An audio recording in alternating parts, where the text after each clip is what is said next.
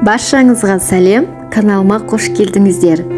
Бүгін өте дәмді алма қосылып жасалынатын пирогтың рецептісімен бөлісемін. Тез әрі оңай, дәмді болып шығады. Міндетті түрде жасап көріңіздер.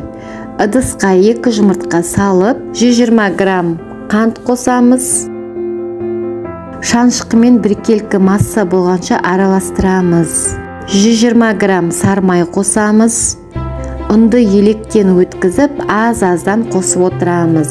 Үстіне жарты үлкен ас қасық қопсытқыш, кіші шай қасық ванильді қант қосып араластырып, қамыр илейміз. Қамырымыз жұмсақ болып шығады.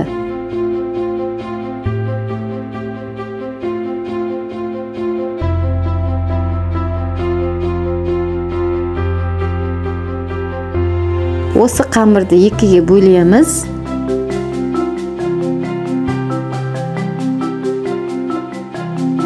Кіші бөлігін мұздатқышқа 20-30 минутқа қоямыз, ал үлкен бөлігін тынығу үшін шетке алып қоямыз. Енді салмасын дайындаймыз. Ол үшін алманың қабығын алып тастаймын.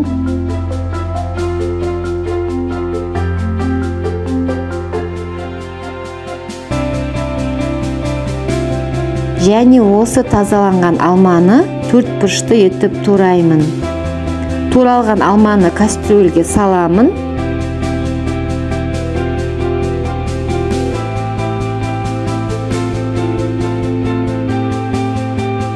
Үстіне 2,5 қасық қант қосамын.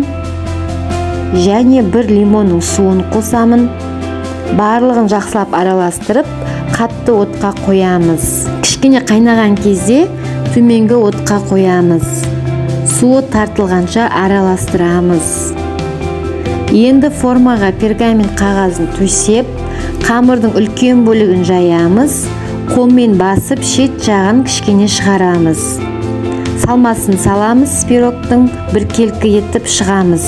Пирогтың үстіне қамырдың кіші бөлігін мұздатқыштан алып, үккіштен өткіземіз. Үккіштің үлкен жағынан өткіземіз. Барлығын осылай өткізіп шығамыз. 170 градуста 35-40 минут пісіреміз. Пирогымыз дайын, өте дәмді болып шықты. Осы рецепт бойынша пирог дайындасаңыздар, лайк басып, комментарий жазып кетіңіздер. Ас болсын!